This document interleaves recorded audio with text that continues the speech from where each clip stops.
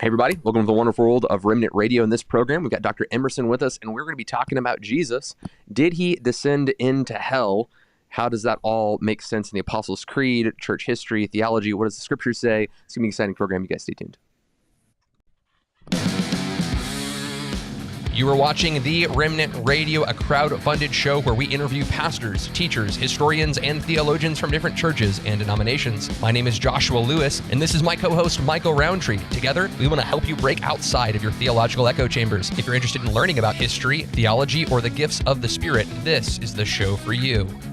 Guys, thank you so much for tuning into this program. We're going to have a great discussion about the history of the Apostles' Creed, Christ ascending into hell, what the Bible says about that. Before we dive in, I want to remind you that if you want to stay up to date on all things Remnant Radio, conferences, courses, new Patreon content that we're uploading, all that exciting content can be found in the email list over at theremnantradio.com. A link of that can be found in the description of this video. Click that, subscribe to the newsletter, and you'll get all the different updates that are coming out. So the conference that we have that's going to be in Houston this fall, all of the promo codes and stuff like that would be early released to those people on the newsletter. So if you want to stay up to date all the different things that we're doing, that's the best place to check us out. Also, make sure to subscribe, like the video, all that fun stuff. Without further ado, I want to introduce you to my co-host and my guest. I've got Michael Roundtree on the left, and Matt Emerson on the right.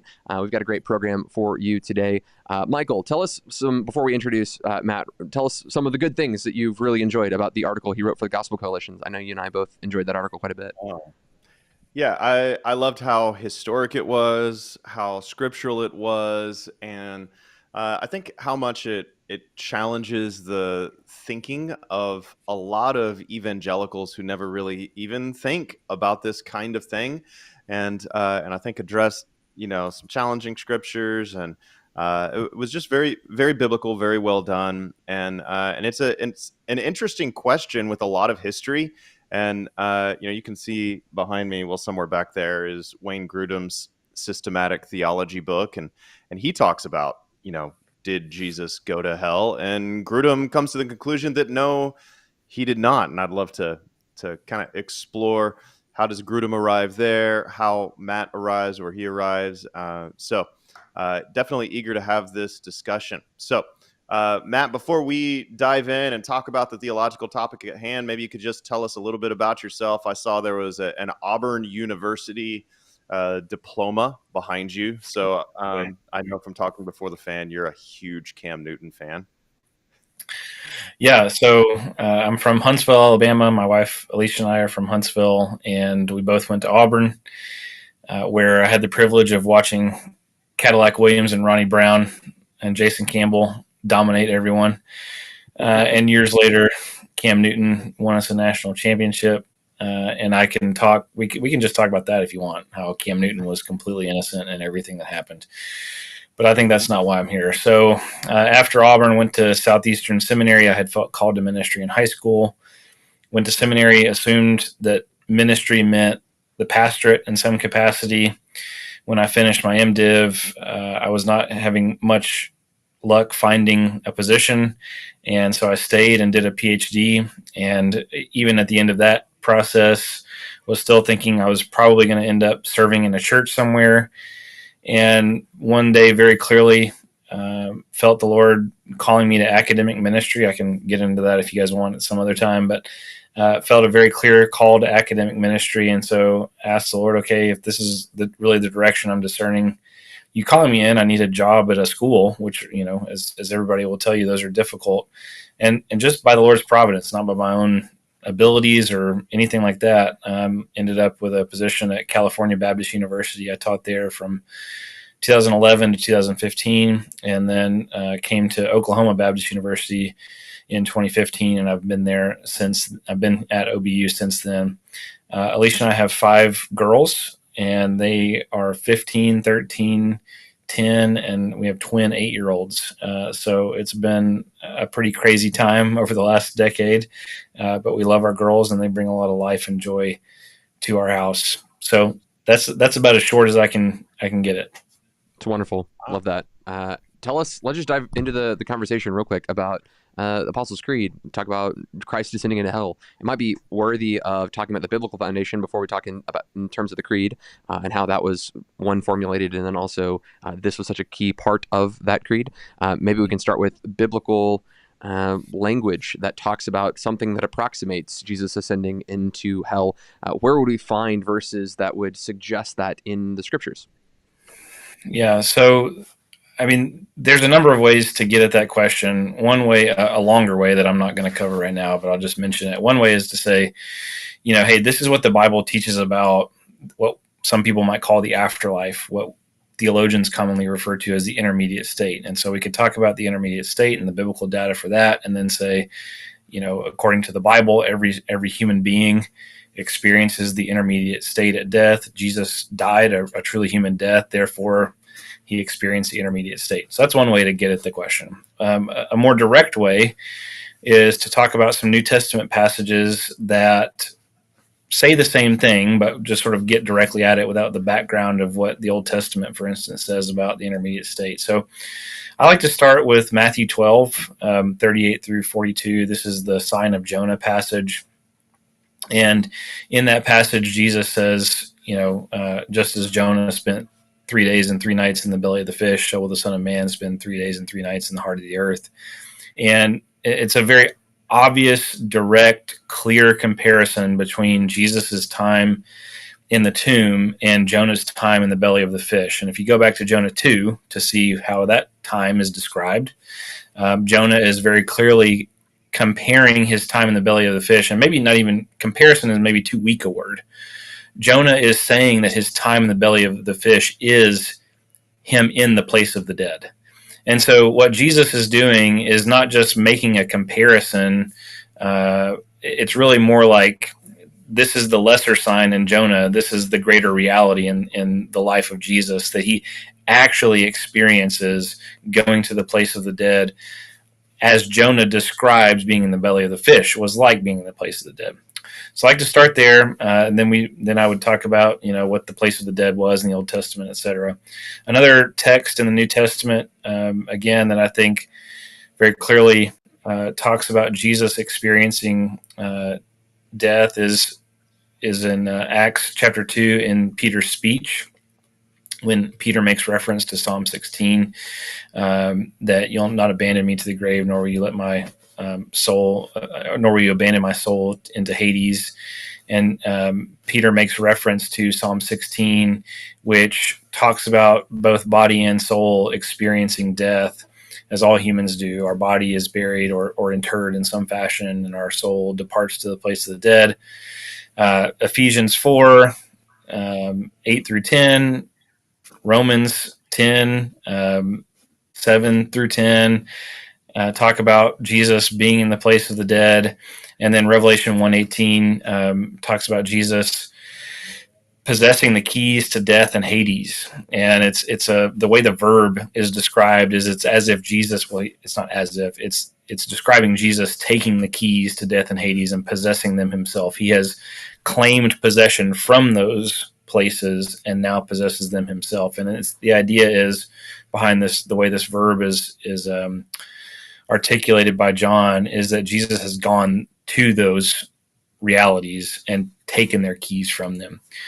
And then, of course, the most prominent passage that comes to people's minds when they think about this, and the most debated actually, is 1 Peter 3, 18 through 22, where Peter, describing Jesus's work, talks about the crucifixion, he talks about the resurrection, but then there's this phrase in the middle where he says, that Jesus, by the Spirit, preached to the spirits in prison. And the question is what that's referring to. And I would say it's very clearly referring to the time between his death and resurrection and what historically has been called his descent to the dead, or his descent to hell. Others would disagree with me on that. You already mentioned Grudem. He definitely disagrees with me on that reading of that text. But those are some of the main biblical texts that I bring up. And obviously that's a very quick overview of those.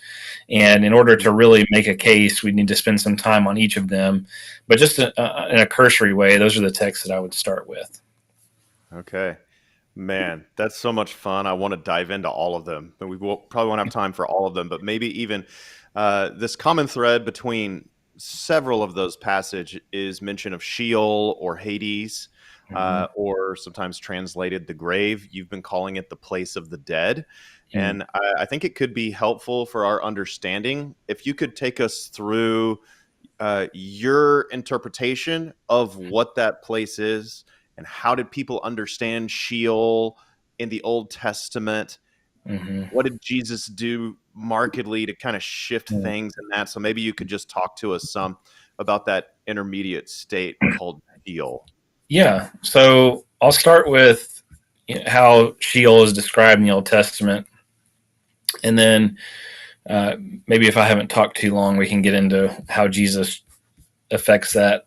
But if I do talk too long, we can go to another question and deal with it. So, in the Old Testament, when you talk about Sheol, Sheol is described as enemy territory, so to speak. It's the place that is not supposed to be there, but is because of sin. It's never satisfied. Everyone at death goes to Sheol. It's a common destination at death for human souls. It's an open mouth, an open grave, and once you enter in, it's inescapable. So I mean, texts like Job chapter 10, Job chapter 17, Isaiah 38 talk about death, Sheol, the place of the dead, as this place where everybody goes at death and you can't get out. It's also compared to the exilic wilderness. This is sort of what Jonah's getting at in Jonah 2. It's like a desert, even though it's the bottom of the ocean. It is a place that is bereft of God's saving presence. I don't want to say that God isn't present there, because God is present everywhere, but it's bereft of his presence as he's present to Israel in the temple. I'll just say it that way. But the other thing the Old Testament says about Sheol is that it's under God's authority, just like everywhere is ultimately, because he's king over all things. And so even in the Old Testament, as you get the kind of gloomy, shadowy picture of the place of the dead where everybody goes and you can't get out, there's also this language that, well, yeah, but God is also king over that place, even that place. Mm-hmm. And then you start getting language about he'll even go down there and bring light to it. And so that's part of the Old Testament hope, is that, and this is why the hope of the resurrection is a very concrete reality for Israel. In the resurrection, God will show his kingship even over the last territory of the enemy, which is death, by going down into it and bringing his people out of it. And so those are the ways that the Old Testament talks about Sheol. The other thing to say, and this really comes into play during the Second Temple period between the Old Testament and the New Testament, but there's some discussion of it even in the Old Testament as well. The Old Testament talks about the place of the dead being compartmentalized, for lack of a better word. There are the righteous dead, and then there's the unrighteous dead, and those are differentiated even in the Old Testament. The best example would be Daniel chapter 12, verse 2, where the righteous will rise to everlasting life and the wicked will rise to everlasting judgment. So there's this differentiation between the place of the dead in terms of the righteous experience and the unrighteous experience.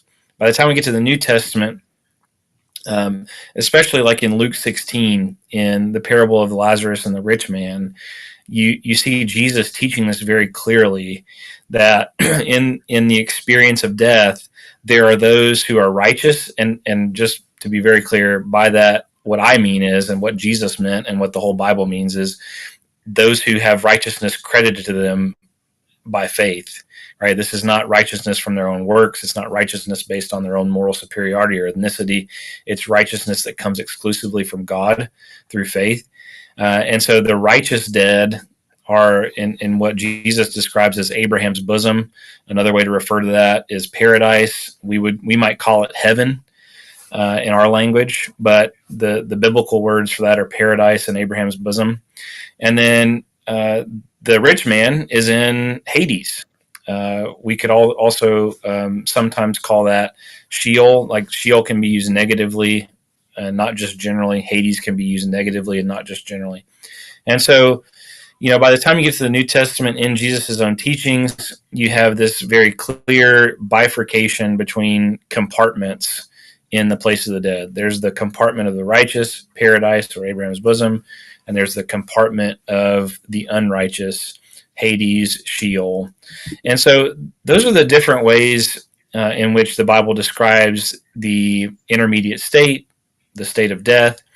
And the most basic affirmation that we're talking about today is that Jesus experienced death like every human being does. His human body is buried, and his human soul departs to the place of the dead. In his case, it's to the place of the righteous dead, paradise. And this is what he says to the thief on the cross in Luke 23. Today you will be with me where? In paradise. That's a reference to the righteous place of the dead. Now, like I said a few minutes ago, Matthew 12, Acts 2, Romans 10, those all refer to Jesus going to the place of the dead. And again, in his case, the righteous compartment of the place of the dead. What 1 Peter 3, Ephesians 4, and then just basic resurrection theology bring to the table is that Jesus didn't just go there.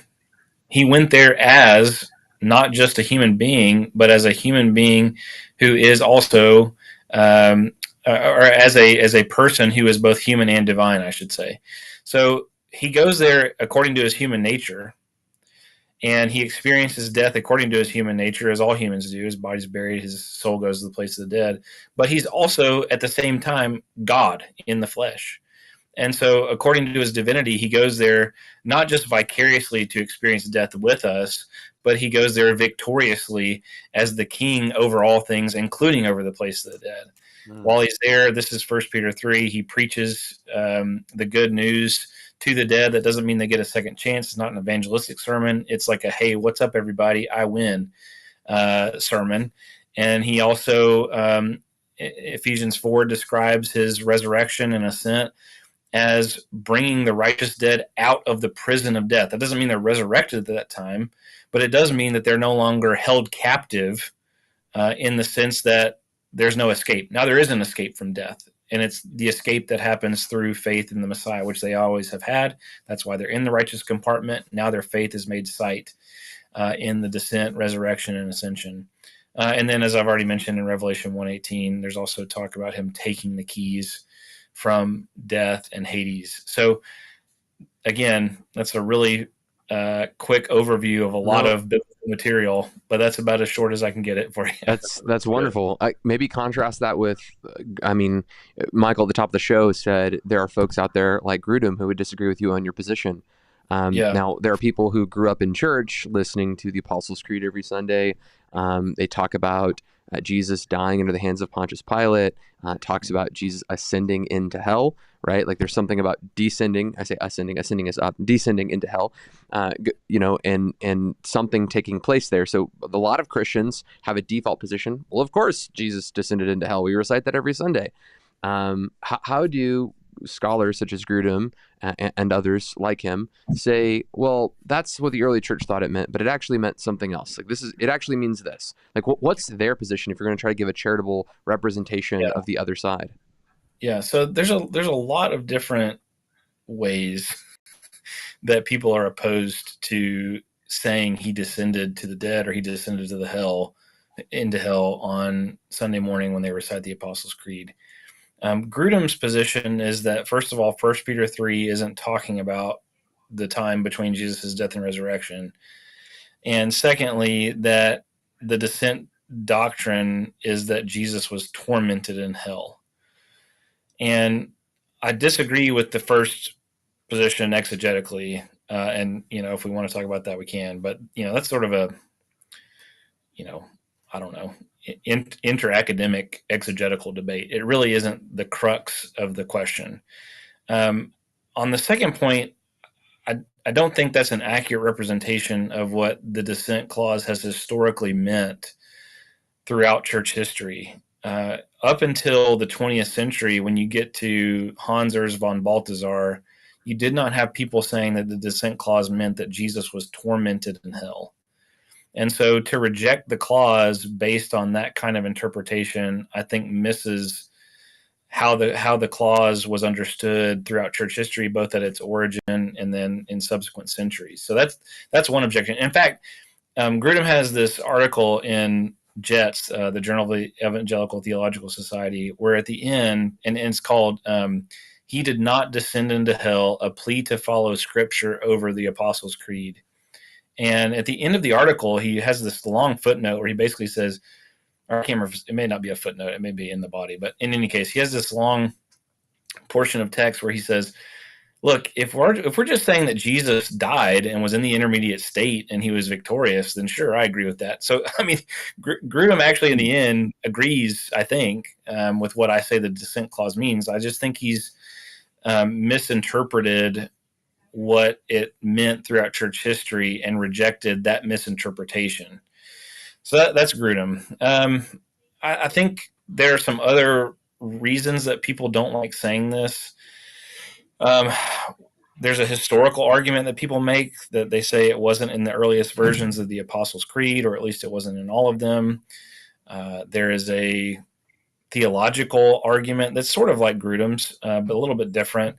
Calvin, in his Institutes, when he talks about this clause, he says that the descent refers simply to, well, maybe not simply, but the descent refers to primarily Jesus experiencing the wrath of God at the cross on Friday. So it really doesn't have anything to do with what happens on Saturday. And so rather than saying they don't say the clause, they just mean something different when they would say that clause.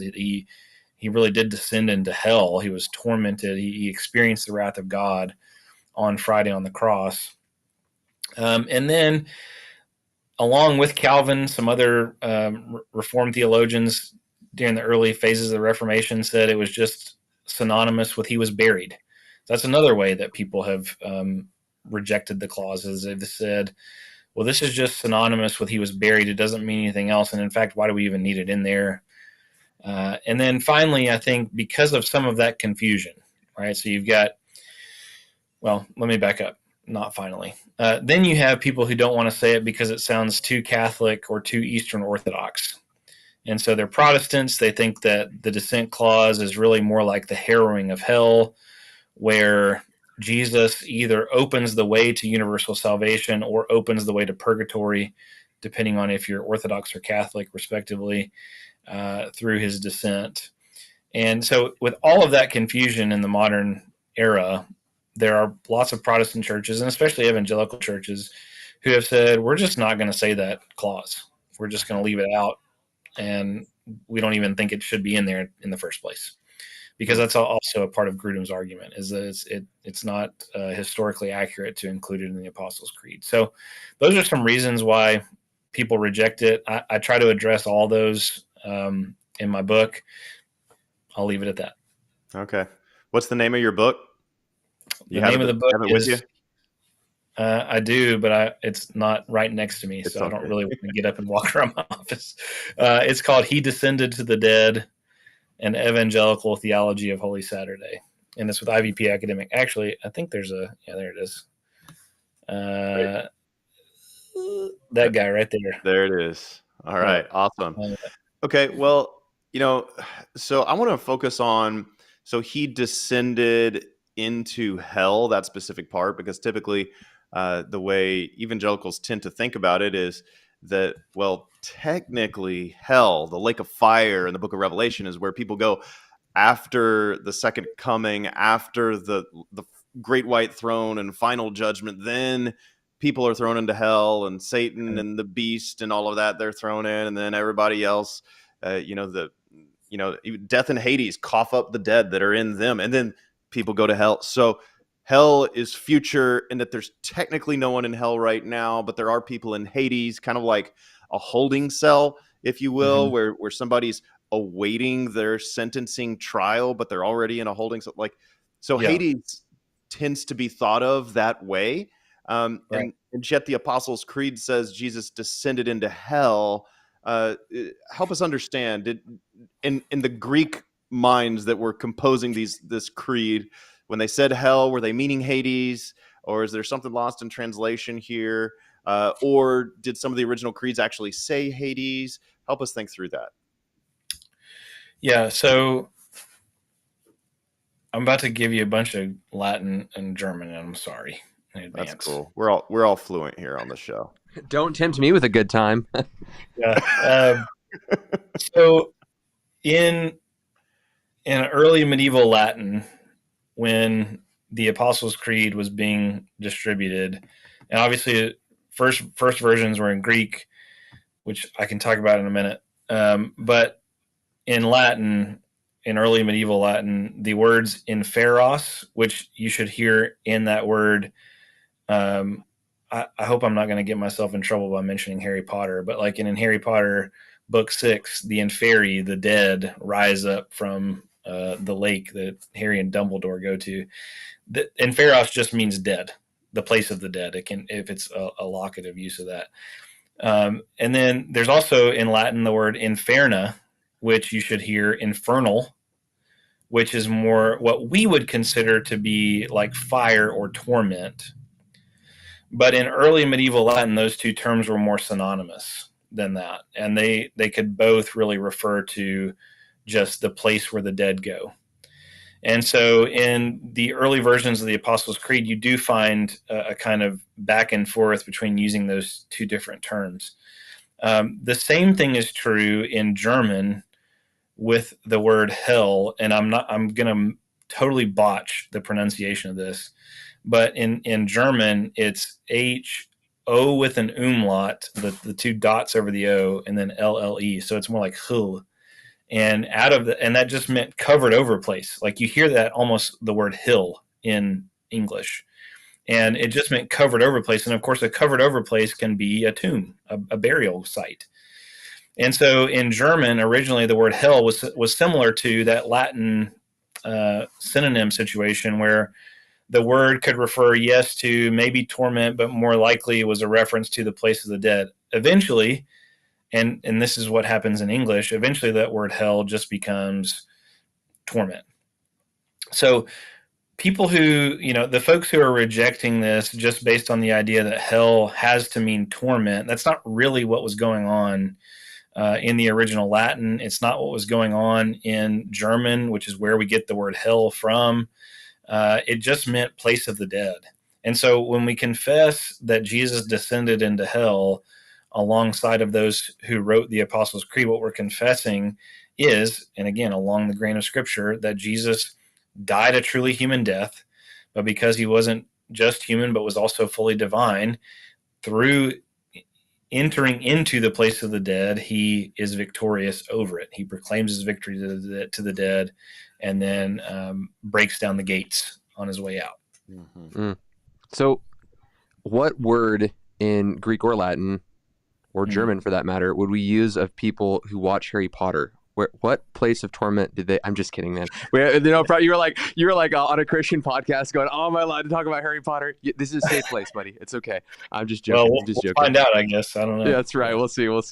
I was curious. What historically Protestant? You mentioned, again, older sources: Luther, Calvin, Melanchthon, who was Zwingli. Like, how did they interpret some of the apostolic creed language? I remember reading some biographies of Luther talking about, hey, we need to save the Roman Catholic Church. We need to reform the Roman Catholic Church. Creeds and I'm going to butcher this quote. Creeds and confessions and church dogmas, they can err, but the scriptures are inerrant.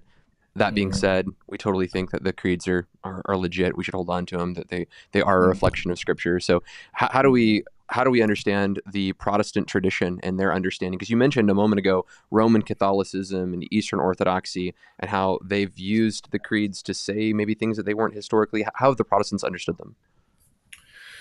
Yeah. So I've mentioned most of those, so I'll try to attach some figures to that. So to begin, Roman Catholicism regarding the descent developed what we know as the doctrine of the harrowing of hell. And so Roman Catholic theology around the descent has a lot of similarities to what I'm saying in some ways. They also want to affirm that he wasn't tormented. They also want to affirm that he went to proclaim his victory. They also want to affirm that this is, in a sense, a release of the righteous dead from the prison of death, even if we're still awaiting the resurrection.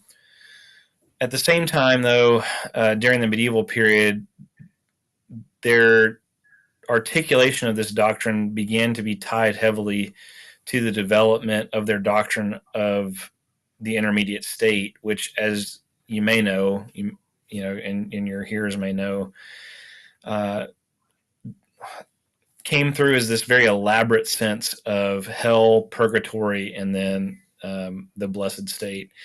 And so, you think about Dante's Inferno and Purgatorio and then Paradiso. I mean, that's what we're talking about, where there's all these levels, right? And so what Roman Catholic theology developed was this idea that in the descent, Christ opened the door from limbo to purgatory, so that everybody was actually in hell. Even if the people in limbo aren't being tormented, they're still in hell. And then at his descent, Christ opens the way from limbo into purgatory, by which souls might make their way up finally into paradise.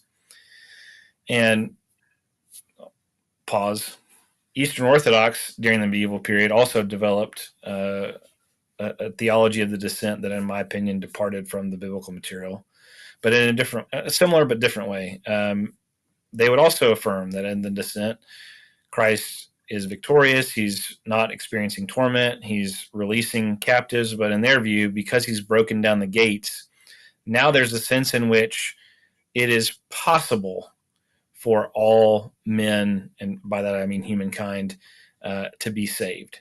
And so there's a strong sense of universalism. And I'm not calling any Eastern Orthodox theologian a universalist, but I am saying there's a strong sense of universalism in how they describe the descent. And so, well, David Bentley Hart is a universalist, but other than that, I think that what happens in the Reformation is that the Reformers want to reject those unbiblical views of the descent. In doing so, they tend to end up rejecting the whole thing. And so at the Reformation, you get new streams of views about the descent. The way that I've described it is the common thread. It's he experiences death like every human being does. He's victorious because he's also fully God. He proclaims his victory and he releases the captives. That's really the core of the doctrine throughout the early and medieval period. Roman Catholicism and Eastern Orthodoxy, that's really hard to say fast, branch off of that and develop these sub-biblical, unbiblical views. And what the Reformers do, unfortunately, some of the Reformers, not all of them, but what some of the Reformers do is they chop off part of the root, really, in trying to chop off those unbiblical branches. Calvin is a difficult one to deal with. In the book, I just talk about his view of the descent as expressed in the Institutes, where he says the descent clause is torment on Good Friday. But he affirms the intermediate state. It's not like he doesn't affirm the intermediate state. That's not something I claim in the book. He affirms that. It's just when he's talking about the descent clause, he shifts directions entirely towards Good Friday rather than Holy Saturday.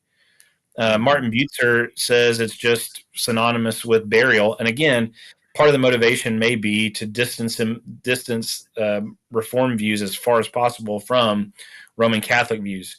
Because if you think about the Roman Catholic view of the afterlife, which is primarily what they're responding to, when you're talking about hell and then purgatory and the different levels, now you're getting into the heart of what Luther was mad about to begin the Reformation, which is indulgences. And so, it's understandable that the Swiss reformers would want to distance themselves from any view that has to do with, the coin in the coffer springing and the soul from, or the bringing and the soul from purgatory springing, right? They want to get away from that. Luther, ironically, given his proximity to Tetzel and others teaching this about indulgences, Luther is the one who actually retains most of the historic teaching about the descent, even though it has to do with this afterlife doctrine that he's trying to teach against in terms of indulgences. He's the one who retains really the historic emphasis of the descent. He gets a little wonky because of his Christology, but if we have time to get into that later, we can. In any case, you get these different branches of the Reformation. The descent clause just refers to Good Friday, or the descent clause simply refers to his physical burial. And that's really the streams that you would find today. You're going to find Roman Catholic views of the descent. You're going to find Eastern Orthodox views of the descent.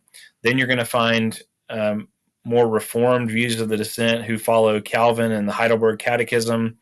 You'll find views of the descent that are, it's just he was buried, it's synonymous. And then you're going to find people who are just like, I don't even care. This shouldn't be here anyway. I care. I love this. I love Jesus like going to death in Hades and being like, give me your keys. Yes. Like I love him going down and talking smack to the spirits that are now in prison. Like, I just think that's awesome. It is absolutely the most. Like, I don't know. I got nothing to do for 3 days. I guess I'll show up on Sunday. Like, he wasn't like into this soul sleep. Like, I mean, it's, he was put to death in the flesh, but made alive in the spirit. Like, it's an immediate thing. And so now I'm referring to 1 Peter chapter 3, that passage. Let's see if I have it right here. I do. Let me read it just for context. And actually, real quick, there was one little note I wanted to make, because some of our listeners, viewers don't know some of the terms. When we talk about intermediate state, we're talking about what happens when you die, and it's called intermediate because it's not the final state like post-resurrection. It's before resurrection, where your immaterial spirit goes to whichever place it goes. We call that the intermediate state. So 1 Peter 3, verse 18, Christ suffered once for sins, the righteous for the unrighteous, that he may bring us to God, being put to death in the flesh, but made alive in the spirit, which has to mean like something pre-resurrection, because at resurrection, he's not just made alive in spirit, he's made alive in flesh also. So, which I think is a strong argument for this is what's happening, right when he dies, made alive in the spirit, which he went and proclaimed to the spirits in prison because they formerly didn't obey, when God's patience waited in the days of Noah while the ark was being prepared, etc. Okay, so now it just like gets weird and everybody's like, I don't know what that means. So I want to ask you what you think of Michael Heiser's interpretation. I don't know if you've heard it. I mean, I'm sure that you've heard it, whether expressed by him or somebody. But here's what Heiser says in his book Unseen Realms. He says, just like Paul portrays Jesus as a second Adam, that Peter portrays Jesus as as another Enoch. And he points to, and he believes that's the point Peter's making here in 1 Peter chapter 3, is that just as you see in 1 Enoch, it's like chapters 6 through 15, I think, where the watchers, these like divine council members, where they sin, a reference back to Genesis chapter 6. And so these watchers, or these sons of God, they sin, and then God imprisons them. And that's what Heiser says is the prison that's referenced here. And this underworld prison. And then in the book of 1 Enoch, because Enoch never died and was just carried away to heaven, these watchers, these fallen divine and imprisoned divine council members, they appeal to Enoch, and they say, hey, Enoch, can you go talk to God for us and say, can you please let me out of here? And Enoch's like, all right. And Enoch goes on up and like, hey, God, and God's like, no, they ain't getting out. And Enoch's like, sorry about you. You're not getting out. And so what Heiser says is that Peter is another Enoch, where he's going to these imprisoned watchers, these spirits now in prison, where there's a reference to the days of Noah, Genesis chapter 6, sons of God following, all of that. Just as Enoch went and told the watchers, sorry about you, you're not getting out, Jesus, in his spirit, went down into the place of the dead and talked smack to these spirits that are now imprisoned. So, Yeah. do you think, well, let me just ask you, do you agree with Heiser on that interpretation, or would you articulate that differently? So there's a lot wrapped up in whether or not I agree with Heiser on that, because Like at all? some of it has to do with, how you understand Genesis 6, and then Mhm.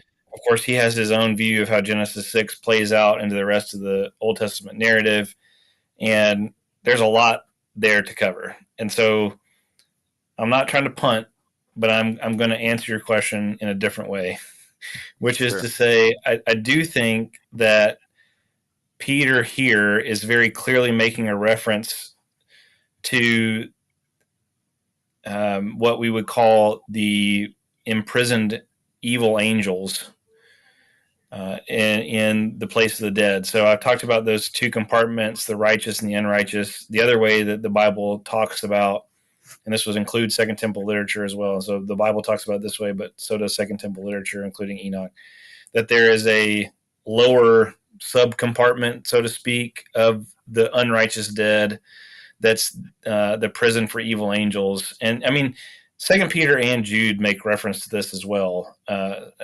Peter calls it Tartarus in Second Peter.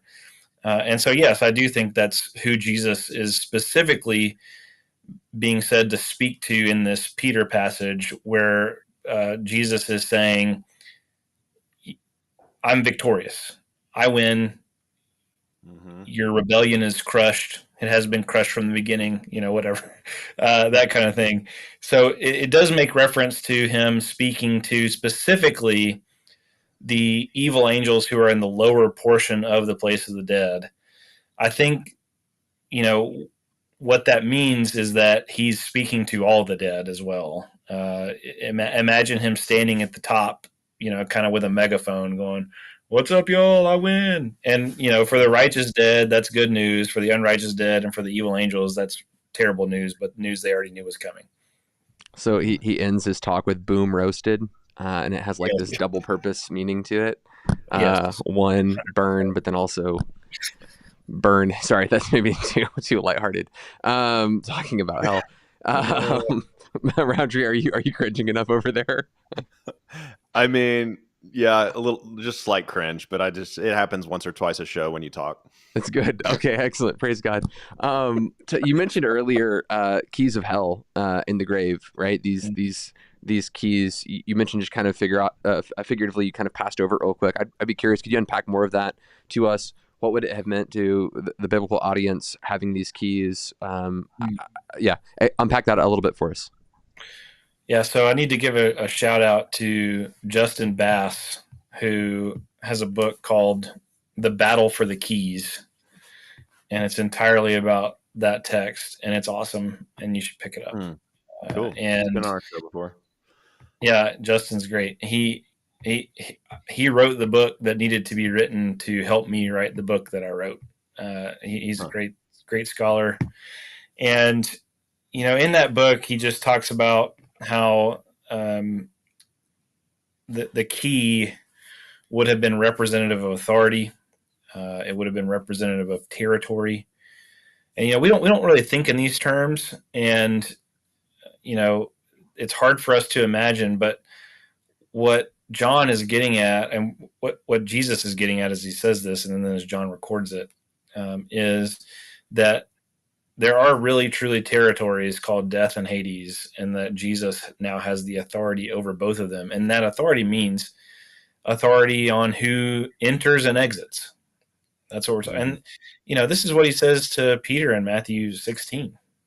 The keys of the kingdom are his, right? Whatever you bind in heaven will be loosed in heaven. Whatever you bind on earth will be loosed on earth.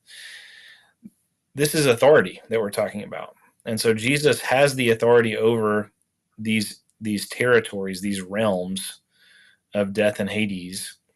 and the keys that they formerly possessed are now his. The authority that they had, which wasn't even really theirs ultimately to begin with, he now possesses himself as Israel's Messiah raised from the dead. Okay. All right. So I want to go to Ephesians 4, and it says, it's one of the texts that you mentioned. It says this, therefore it says, when he ascended on high, he led a host of captives. He gave gifts to men. So there we have the ascension. And then Paul puts almost like parenthetically, there's actual parentheses in my ESV Bible.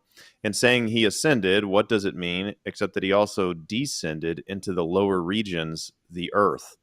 And then there's a footnote here that says it could also mean the lower parts of the earth.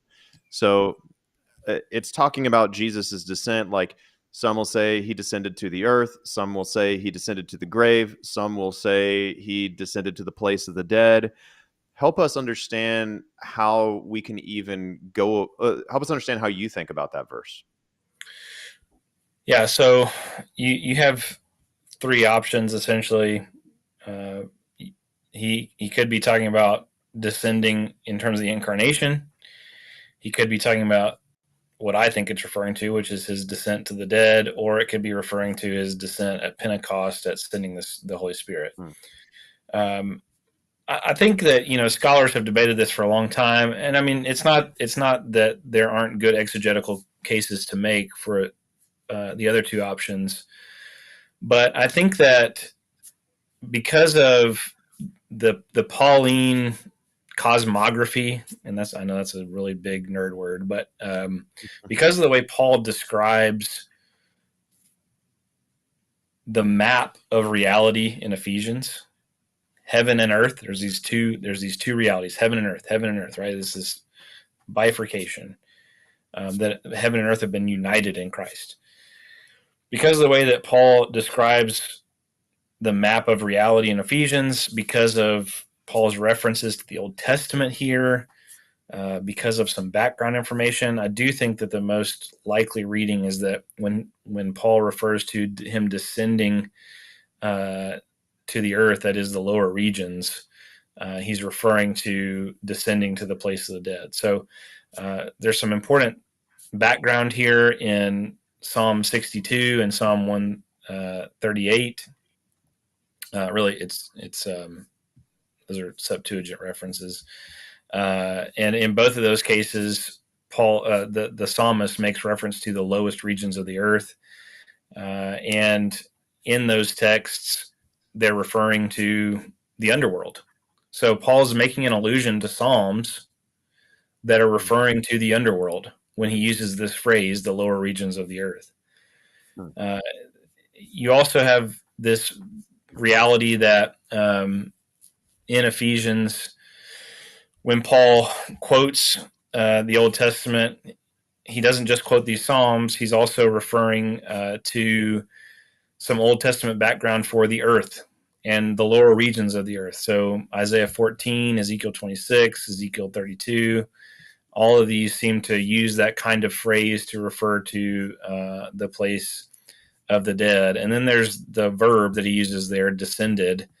And again, I want to refer you to Justin Bass on this stuff, but also to, I think his first name is William Bales, his work as well.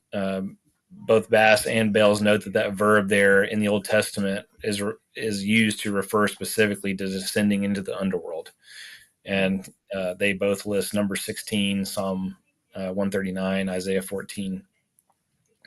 And then the last thing I'd mention there is that Frank Thielman in his New Testament theology also makes reference to the fact that there's some Greco-Roman background that is a pretty clear parallel to this phrasing to make us think that Paul is referring to not just the earth or not just Pentecost, but specifically to the underworld. So for all those reasons, I think Paul is making a very clear reference to the descent. I think, that colors our understanding of he led forth a host of captives, and then he gave gifts to them. Can you Amen. help us make sense of what's happening for people who are watching? Man, they're not super familiar with this concept, but if there was this place where in the afterlife you die, you go into this place of rest, this Abraham's bosom location, and then there seems to be like this kind of place of torment, kind of great chasm in between. If we're going to kind of build this afterlife, cosmology might not be the right word, but you have this kind of the way that we're thinking of the afterlife, and Jesus descends, tells his boys in Abraham's bosom, like, "Hey guys, let's go. We're getting out of here." And then see you suckers to the other guys on the other side, and they kind of ascend into heaven. Like, where do we go when we die now? Do we also go to Abraham's bosom? It seems as if there's language of the dead in Christ rising first. So is there a language of like those who are kind of in the earth, they rise? Is that just a reference to their physical bodies getting caught up with their spirits?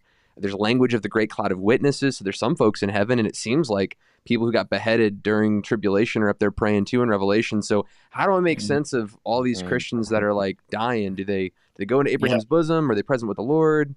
What's your take? Yeah. So, I mean, this is how, to begin, we've got to be very clear that the Bible is using spatial language to describe spiritual realities, right? So, in other words, you can't get on a rocket ship and fly up to heaven, and you can't get a shovel and dig down to hell. We're talking about the Bible is using language to describe places in order to help us understand spiritual realities that we can't see, taste, touch, or feel. So when we talk about Jesus going down to paradise and then coming up and ascending into heaven, yes, that also includes the righteous dead being described formerly as being down in Sheol, but now they're described as being up in heaven because they're with the presence of the risen Christ. Their reality has changed fundamentally. Prior to his descent and resurrection and ascension, they were waiting on him. They believed in him. That's why they're there. They're there because they're righteous by faith. But he had not come yet. And so now that he's descended, risen, and ascended, their faith has been made sight, so to speak, although not in their physically resurrected bodies, but in Jesus's physical resurrected body being present with them. And so later in the New Testament, rather than Paul describing, or the other letter writers describing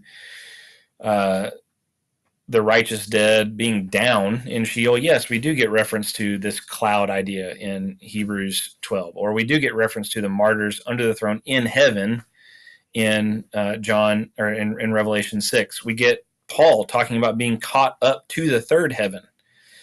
So the New Testament shifts its spatial language to match this new spiritual reality for the righteous dead. They're no longer waiting for the Messiah. The Messiah is in their midst right now, and he has ascended into heaven.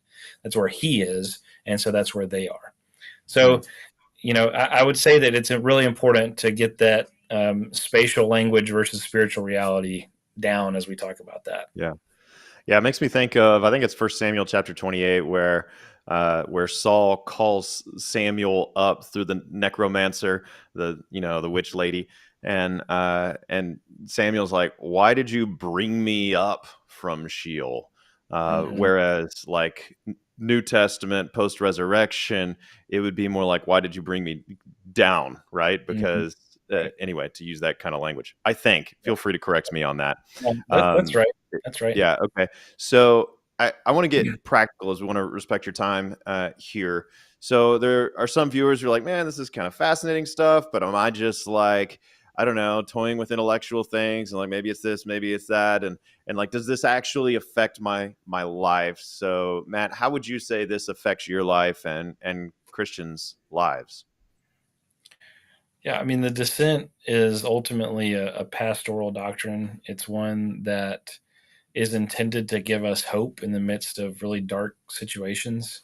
Jesus has gone into the darkest place in existence, death, and he has there proclaimed his victory over death and come out victorious. So this, really brings to life Psalm 23, "Yea, though I walk through the valley of the shadow of death, thou art with me." Well, you're with me because you've gone ahead of me. You've gone ahead of me, Jesus, and shined light in this dark place, and now there's a way out, and it's through following you. And so, that's true for all of us very concretely, in that all of us either are facing death now, seeing someone we care about face death now, or we know eventually we will face death in our future.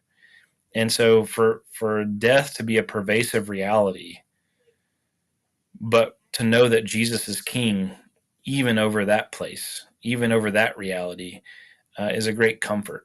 That Jesus has experienced death with us and for us, and that through experiencing death, he has conquered death, and now we don't have to fear it. Obviously, all of this is rooted ultimately in the resurrection, so the descent doesn't stand by itself as a doctrine. It's reliant both on Jesus' death on the cross, because in there he paid the penalty for sin that allows him to be victorious over death, and in the resurrection he rises from the dead, which allows him to proclaim his victory over death, even if it is sort of a this is about to happen, but I'm still winning, right? I've already won through the cross, right? The descent is reliant on Good Friday and Easter Sunday, but that doesn't make it any less important. It really is a way for us to articulate that there's hope even in the darkest moments of our lives, because Christ has already gone into that dark place, and he has already experienced it with us and also for us. So it's really a pastoral doctrine. It's also an important doctrine for orthodoxy. The descent clause, and we didn't have time to get into this, but the reason why the descent clause kind of comes in and out of the Apostles' Creed is because it was during the times that the church was combating Apollinarianism in particular that the descent clause was so important. People in the early church would have understood he was dead and buried, as his body was buried, his human soul departed to the place of the dead.